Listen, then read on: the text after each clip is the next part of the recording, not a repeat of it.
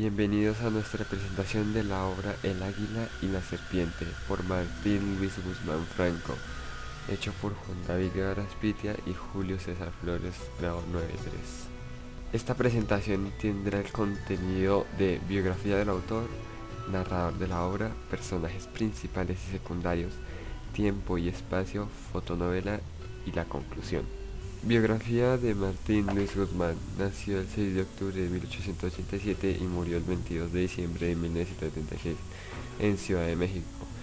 Tras estudiar en la Universidad Nacional, Martín Luis Guzmán se unió al movimiento revolucionario iniciado en 1910 y sirvió como coronel en las fuerzas de Pancho Villa.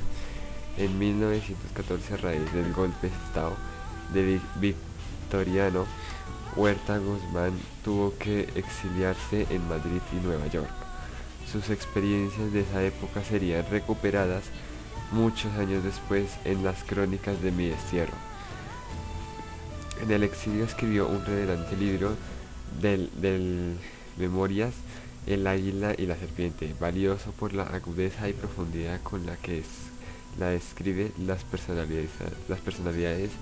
de quienes dieron forma de la transformación nacional. El tipo de narrador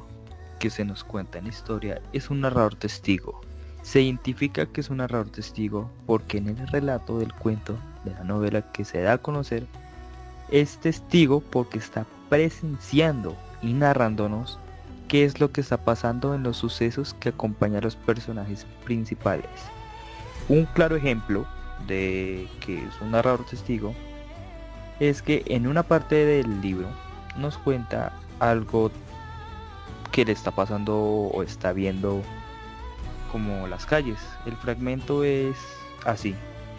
y me distrajo de nuevo el espectáculo de la calle. Los cuadros de costumbre callejeras no cesaban de renovarse, vivos, improvisos, deliciosos, irradiaban inagotables desde la puerta del volador. El espacio y tiempo en el que pasan los sucesos de la novela es en el año 1913 a 1915, donde históricamente ocurrieron la Revolución Mexicana, y el espacio donde ocurre la historia son más que todo tres lugares en el mapa, lo cual es Ciudad de México, Nueva York y Ciudad Juárez, Chihuahua. También nos menciona a veces de que llega a territorio norteamericano, específicamente estadounidense, pero no especifica literalmente, o sea, no especifica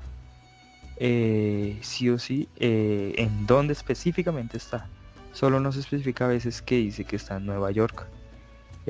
Los personajes principales de la obra son exfuncionario, maderista, que es el narrador testigo, Zapata, Carranza y Villa. Y los personajes secundarios son Álvaro Obregón, Pablo González, Eulalio Gutiérrez, militares y civiles. Fotonovela del águila y la serpiente. Los hechos son narrados desde la perspectiva de un joven intelectual y exfuncionario maderista, quien con otros intelectuales y políticos colaboradores de Madero, indignados por el golpe de estado perpetrado por Victoriano Huerta, viajó al norte del país para sumarse a las tropas revolucionarias encabezadas por Carranza, Villa y Pablo González.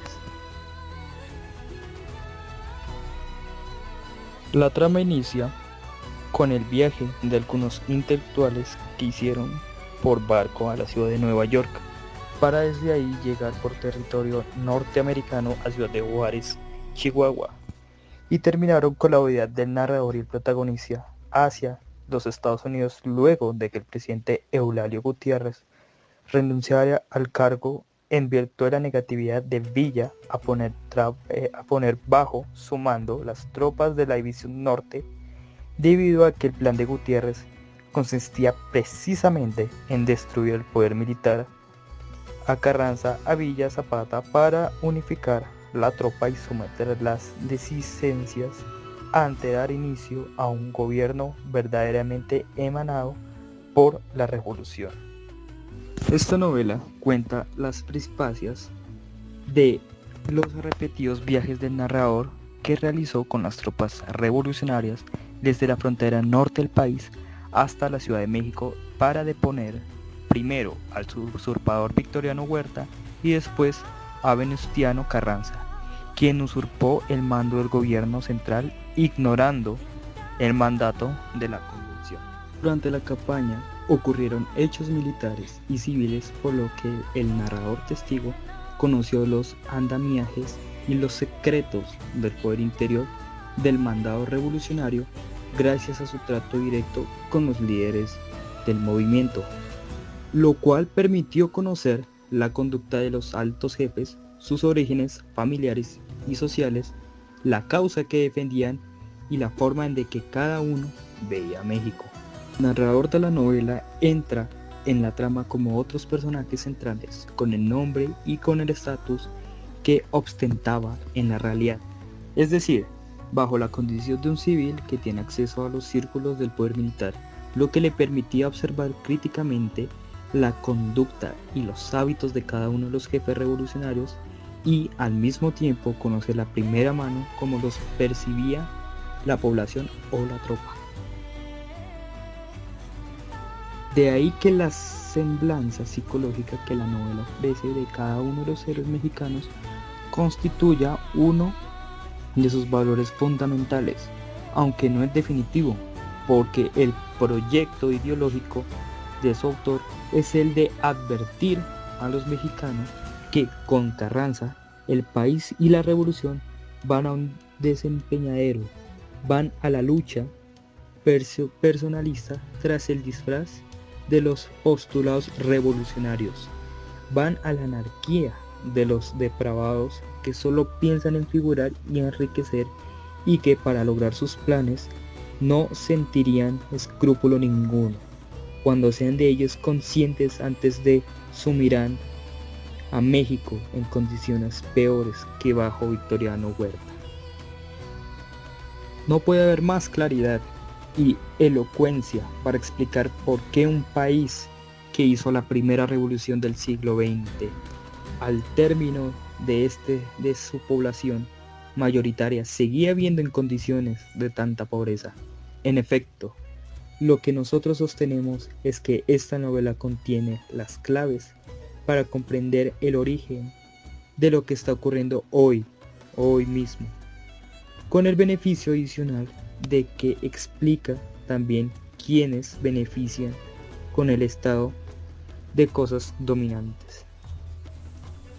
Un año después de haber emprendido el viaje de la ciudad a Ciudad Juárez, el narrador fue designado por Villa para representar a la división del norte ante el gobierno de Carranza en la Ciudad de México. Pero apenas instalado en la ciudad fue apresado por órdenes presidenciales y recluido en el penal de Lecumberri junto con otros villistas. Y ahí permanecieron cerca de un mes hasta que fueron expulsados del país hacia los Estados Unidos. Pero este hecho no se consumó porque en la ciudad de Monterrey y un batallón de convencionistas lo rescató para devolverlo a la ciudad de Aguascalientes, donde se incorporó de nuevo a las tropas villistas. Estas ya en franca avanzada sobre la Ciudad de México para expulsar ya no a Huerta, sino a Carranza y poner en el mando del país al presidente designado por la convención el general villista Eulalio Gutiérrez. La división del norte arribó a la Ciudad de México a finales de 1914 y se mantuvo en ella unos 3 meses. La historia novelada termina en enero de 1915 con la renuncia y huida de Gutiérrez y su gabinete debido a que pretendió desmontar las estructuras de poder que los tres principales caudillos de la revolución, Carranza, Villa y Zapata, habían establecido, y a que el propio Villa, quien lo había propuesto el cargo, se negó a entregarle el mando de la División del Norte, con cuyo poder militar y político Gutiérrez se proponía construir un solo mando revolucionario, el de la Convención. A la postre, tanto la negativa de Villa como la renuncia de Gutiérrez propiciaron la desbandada de sus propias tropas y con ello los regresos de Zapata y Carranza a ocuparse del gobierno central.